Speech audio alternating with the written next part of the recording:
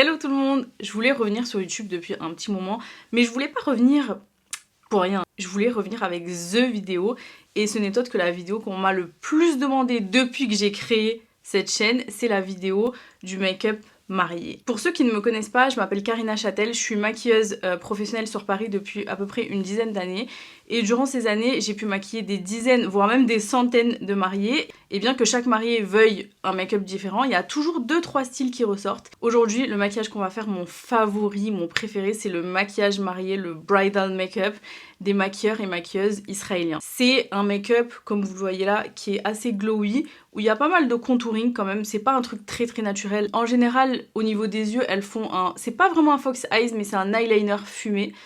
Pas mal de cils, mais surtout très glowy. Je voulais ajouter vite fait, avant de commencer ce maquillage, que même si c'est un maquillage marié, on peut très bien faire ce make-up pour un anniversaire, pour en tant qu'invité, ou même pour aller au musée un après-midi si ça vous chante. C'est vrai qu'on catégorise beaucoup les styles de maquillage et les maquillages en eux-mêmes, genre maquillage invité, maquillage marié, maquillage soirée, mais en vérité ça veut absolument rien dire parce que tu changes ta coiffure, tu changes ta tenue et le maquillage, bah, il ressemble à autre chose. Franchement, même si c'est maquillage marié, c'est vraiment un truc que j'aurais pu faire pour sortir le soir, donc... voilà, je voulais juste dire ça. Bref, assez parlé, rentrons dans le vif du sujet. Aujourd'hui, je vous préviens, vous allez avoir droit à énormément de skincare. Après, bien évidemment, il y a des étapes qui peuvent être réalisées qu'avant le jour J, c'est-à-dire des semaines, voire des mois avant la date, comme une bonne hydratation aussi bien en interne qu'en externe, des traitements ou des soins adaptés si par exemple vous avez de l'acné, une exfoliation hebdomadaire, etc. etc. Et autre chose pour la coiffure, je trouve que c'est plus logique la coiffure avant le make-up parce que la coiffure, c'est pas quelque chose qui évolue beaucoup dans le temps, en tout cas quand on bouge pas, quand on est statique. Alors que le make-up, même quand on ne bouge pas, au bout de 2 heures, il sera plus aussi frais que 2 heures avant, on va pas se mentir. Et en plus, avec, je sais pas, la possibilité d'utiliser des appareils chauffants par la coiffeuse, tu risques de transpirer. Donc franchement, la coiffure avant le make-up, et le bon ordre, c'est coiffure, make-up et tenue. Alors au niveau de la skincare, vous pouvez faire un petit massage lymphatique juste avant. À la base, j'y croyais pas du tout à ça. La première fois que j'ai testé, c'était un massage Kobido. Et la meuf, elle m'avait dit oui, tu verras les résultats sous 24 à 48 heures. C'était mes copines qui m'avaient un peu forcé parce qu'elles allaient le faire. Bon, je fais le massage, c'était plutôt agréable, hein, mais ensuite j'ai oublié. Et 48 heures après, pile poil, j'ai ma sœur qui me dit mais Karina, qu'est-ce que t'as fait à ton visage? T'as bonne mine, c'est bizarre. Et je lui dis bah non, j'ai rien fait du tout. Et là, je me suis rappelé que 48 heures avant, j'avais fait ce massage Kobido et je me suis regardée et effectivement, j'avais les traits vraiment défatigués. Genre la peau repulpée et tout, c'était vraiment étonnant. Donc là, moi ce que je vous conseille c'est de faire toner, sérum si jamais vous avez la peau plutôt sèche, sinon vous mettez pas de sérum, et crème hydratante. Si vous avez la peau grasse, vous mettez un gel hydratant. Si vous mettez trop de produits, trop de sérum, trop de crème, ça va faire des petites peluches au moment où vous allez mettre votre fond de teint. Mais avant, on va faire un petit truc. J'ai déjà préparé mes 2 petites tresses. C'est un petit secret que les maquilleurs israéliens font.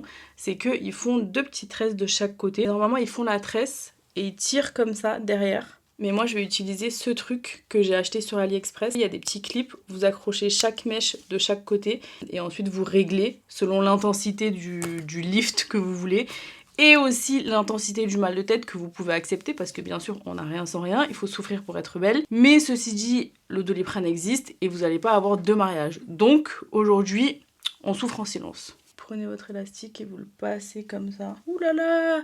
Les coudes secs que j'ai. Faut remettre de la crème, hein, ma belle. Voilà. Allez, le mal de tête peut commencer. Je vais mettre mon toner. Si vous avez tendance à beaucoup transpirer ou que vous avez la peau très grasse, il y a des solutions. C'est vrai que le produit que vous pouvez utiliser, il implique de ne pas du tout mettre de crème hydratante, ni de sérum, ni rien du tout.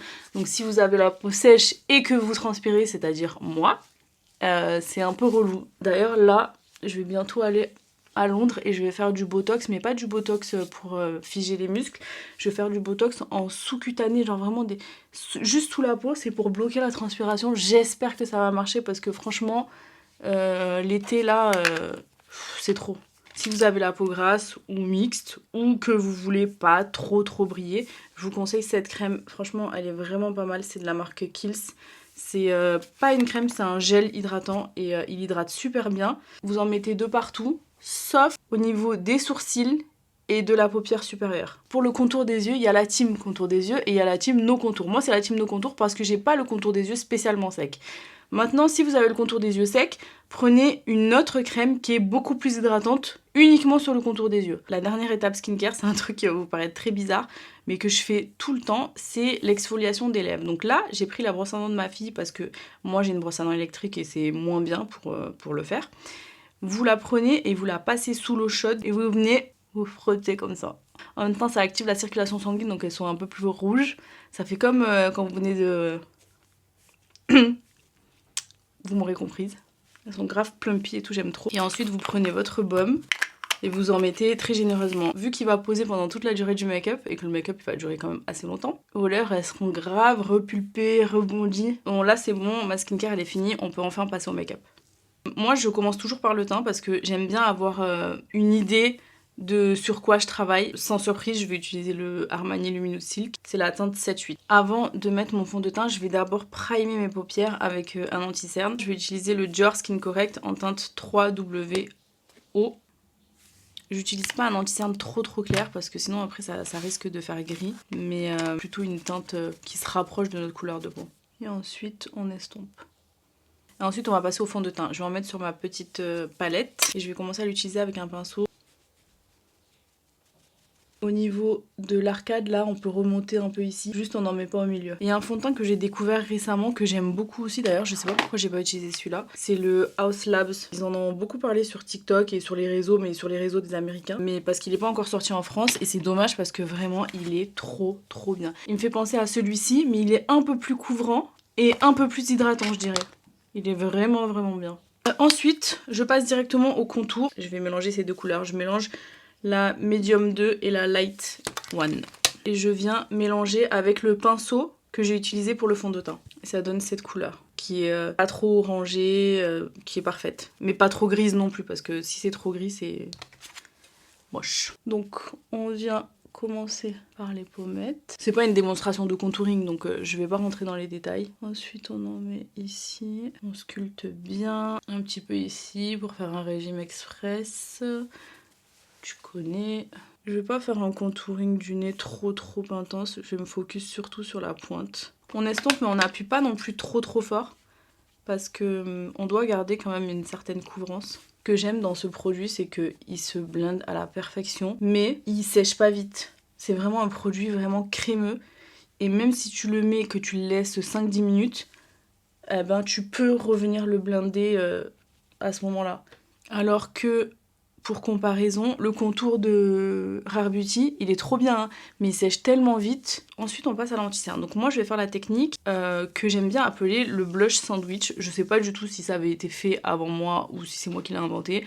Je pense pas que j'ai inventé le truc, mais en tout cas, c'est ce que je fais. C'est le fait de mettre 2 teintes d'anti-cerne et entre les 2 teintes, de mettre un blush liquide. Donc je m'explique. La première teinte, elle va servir à vraiment neutraliser les yeux, à éclaircir légèrement le front, le menton, etc. Toutes les zones où en général on met de l'anti-cerne quand on fait un contouring. Ensuite on met le blush, on remonte bien jusqu'au cerne et ensuite à la fin on met une seconde teinte d'anti-cerne vraiment un peu plus localisée au niveau de l'intérieur de l'œil, l'intérieur du cerne plutôt. Et ça va vraiment aider à avoir cet effet de blush dégradé que j'aime trop parce que je déteste quand le blush, on voit le placement du blush, je trouve qu'il n'y a rien de plus horrible donc... Essayez vraiment cette technique, moi j'aime trop. Donc le premier anti-cerne que je vais utiliser, c'est le NARS, le Radiant Creamy. Je sais que je l'utilise tout le temps, mais je l'aime trop. C'est la teinte Café con Leche. Donc je vais commencer par ici. Ensuite le nez, je fais vraiment un fin trait. Le front et un tout petit peu le menton. Au niveau du nez, l'anti-cerne placé, je vais le laisser un petit peu mariner parce que j'ai envie de garder cette ligne. Donc on le laisse un petit peu faire sa life sur notre nez. On remonte bien sur l'aile du nez pour que ça nous fasse un nez de face plus fin. Ensuite on passe au blush. Je vais utiliser un blush que j'aimais beaucoup à un moment donné, mais que j'ai arrêté d'utiliser, je sais pas pourquoi, parce qu'il est super bien. C'est le NARS Orgasme. Il est vraiment trop bien, il a une trop belle couleur. Il va pas convenir aux peaux plus foncées, mais vous pouvez prendre un rose plus pétant. D'ailleurs, souvent, j'ai cette question qui revient sans cesse. C'est oui, est-ce que c'est un make-up que je peux faire si j'ai la peau noire? Est-ce que sur peau noire ça peut aller? Vraiment, il faut vraiment le dire et l'intégrer. Tous les make-up que vous voyez, vous pouvez le faire. sur une peau foncée, tous. Juste, il faut adapter les teintes, c'est-à-dire par exemple un blush rose, une peau noire, elle peut mettre un blush rose. Simplement, plus la peau est foncée, plus le blush doit être pigmenté. Un rose comme ceci, ça va pas faire beau sur une peau noire parce que ça va faire gris. Donc on va venir utiliser plutôt un blush rose comme celui-ci. Tous les make-up sont adaptables. Même les techniques pour les yeux, c'est juste les teintes qu'on doit changer. Mais les techniques, ça reste les mêmes. Je laisse tomber un petit peu sur ma main comme ça. Je l'applique comme ceci. Une fois qu'on a placé notre blush, on va passer à la deuxième couche d'anti-cerne. Et là, je vais mélanger donc le NARS qu'on vient d'utiliser avec un plus clair, c'est la teinte chantilly. Et on va venir le poser sur l'intérieur ici et ici aussi. On le laisse un peu mariner et pendant ce temps-là, on va s'occuper de notre nez. On prend un petit pinceau fluffy comme ça et on va estomper le nez, mais très légèrement en gardant cette ligne quoi. Il faut garder la définition. Une fois que j'ai appliqué toutes mes matières crémeuses, je viens fixer mon teint avec de la poudre. Donc moi j'utilise 3 poudres différentes. Pourquoi 3? Je vous explique parce que la première poudre je vais l'utiliser, c'est ma Laura Mercier Translucent.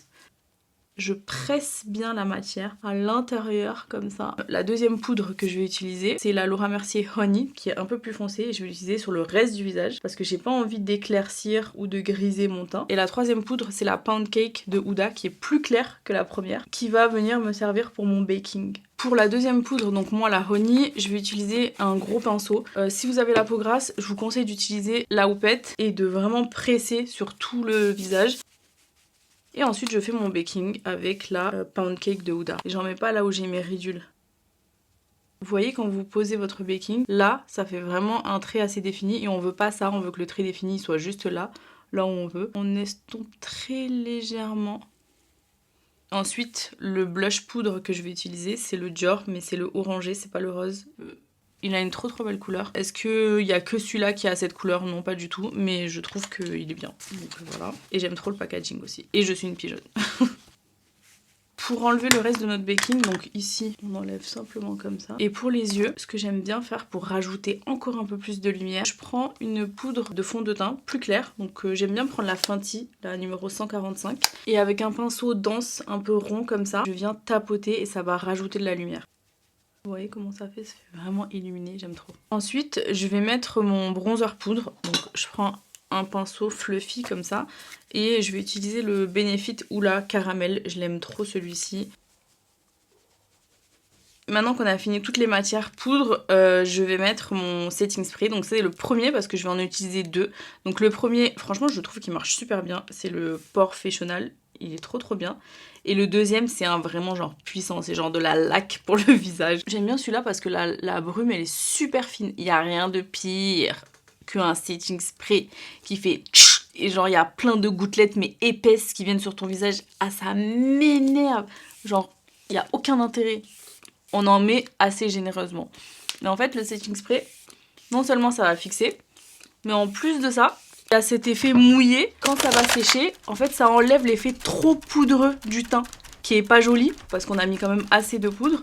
Et vous allez voir qu'on retrouve cet effet vraiment peau. On va pouvoir passer aux yeux. Donc je vais rapprocher un petit peu la caméra. Avant de faire mes yeux, je vais faire mes sourcils. Donc je prends mon crayon Huda comme d'habitude. Je vais pas essayer de faire un tuto sourcils détaillé parce que c'est pas le sujet. D'ailleurs j'en ai fait un sur TikTok il y a pas très longtemps. Donc je vous le mettrai en barre de description pour que vous puissiez aller voir. Je vais laisser le make-up des sourcils mais je vais le mettre en accéléré.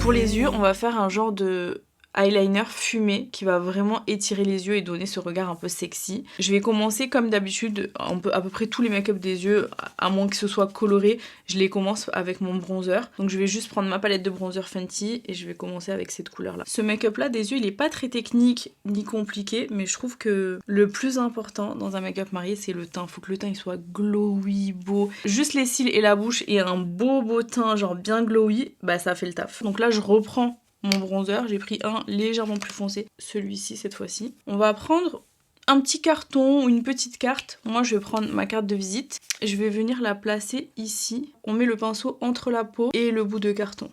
De cette façon-là, vous allez voir ce qu'on obtient. on obtient ça.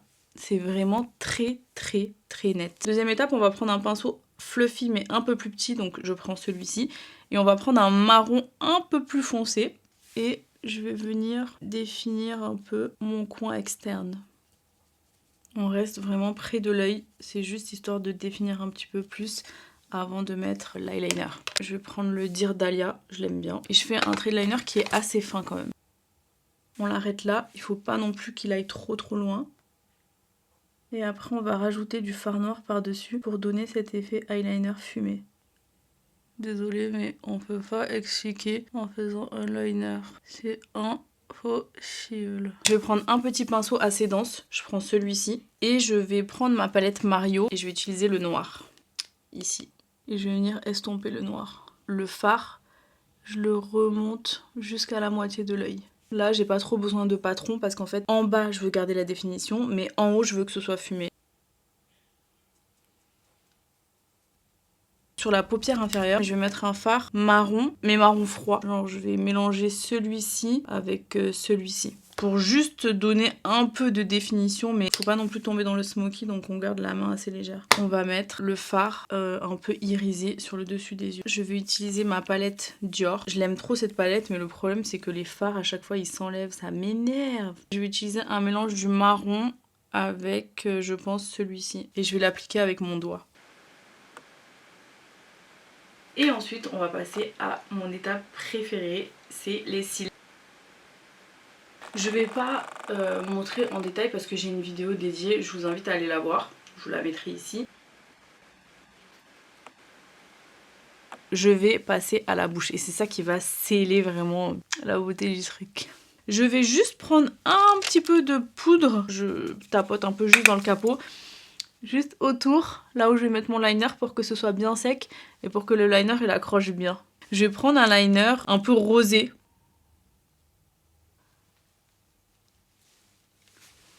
En vrai, j'aime pas la bouche. Une peu, je crois que j'ai trop l'habitude de mettre mes crayons en marron. Et comme ça, là, ça fait fade, en fait. Franchement, le crayon, je préfère. En fait, il aurait fallu qu'il ait une teinte plus foncée parce que l'autre, il était trop clair. Et du coup, il était plus clair que les contours, que mes contours naturels. Donc, ça le fait pas du tout. Alors que là, je trouve que c'est légèrement plus foncé et ça le fait. Je vais prendre le Stockholm de NYX. Il est un peu orangé, comme ça. Et à l'intérieur, je vais prendre l'autre, le Kero de NYX, qui est beaucoup plus clair, pour donner un petit effet dégradé. Bah, vu que c'est un rouge à lèvres mat, je vais rajouter du gloss. Et le gloss, alors je kiffe celui-ci. C'est un dupe d'un Patrickta que j'ai. Je vous mettrai le nom du Patrickta, mais je l'ai souvent utilisé. Et celui-là, c'est le dupe, c'est un L'Oréal. Franchement, il est trop beau.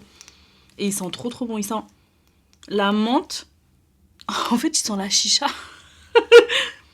Je vous jure, il sent la chicha, menthe sucrée. Je vous promets, c'est trop bizarre. Bref. Et je vais le mélanger à un transparent, parce que je veux pas que ce soit trop pailleté non plus. Le transparent que je prends, c'est un Sephora. Donc voilà, hop, je tapote. On n'oublie pas d'en mettre là où on a overliné, parce que c'est censé être nos lèvres en fait. Donc si c'est censé être nos lèvres, il y a du gloss dessus.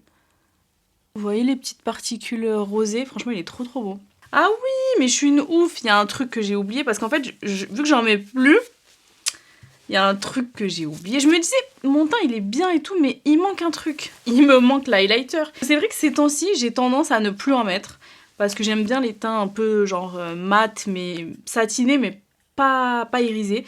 Mais franchement, pour un mariage, on est obligé de mettre de l'highlighter parce qu'il faut vraiment genre glow. Bah voilà, ça fait mieux, comme ça fait plus marier.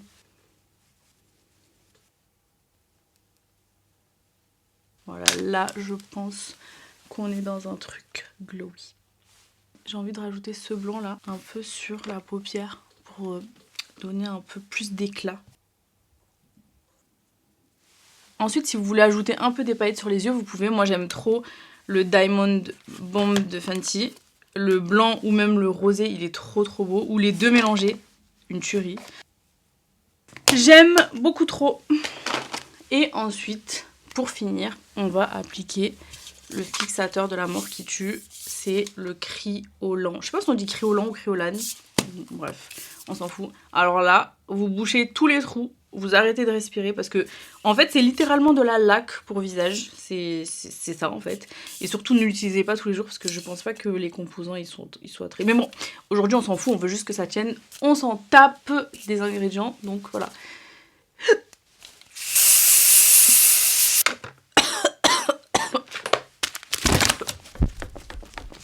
En fait tu sens sur ton visage que c'est de la laque, je vous jure que c'est de la laque pour le visage. Le make-up ne bouge pas avec. Le seul truc c'est qu'il peut faire un peu briller, vous voyez que là j'avais pas de brillance et là j'en ai. Donc je reprends un peu de poudre, je prends la poudre de Fenty, la Invisimat. N'en mettez pas trop parce qu'elle peut faire des flashbacks celle-là. Je prends la poudre et j'en mets de partout là où je veux pas du tout de brillance. Donc... Et voilà. Attendez, je vais mettre mon voile que j'ai acheté exprès. J'ai oublié de mettre ça. C'est Copacabana Bronze. Franchement, il est trop bien.